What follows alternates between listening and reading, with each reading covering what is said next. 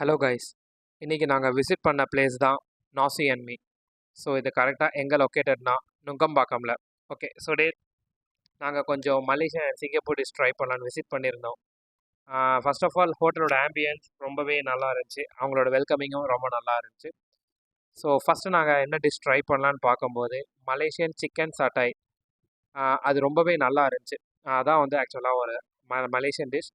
So அதோட sauce வந்து tip பண்ணி சாப்பிடும்போது it really felt good.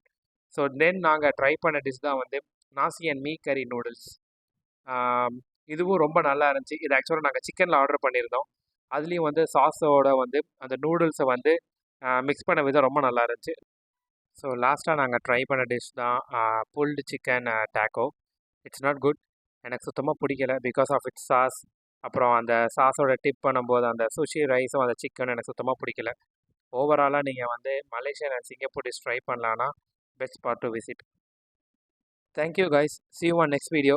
Do subscribe and support for Shaigul Paravai. Bye.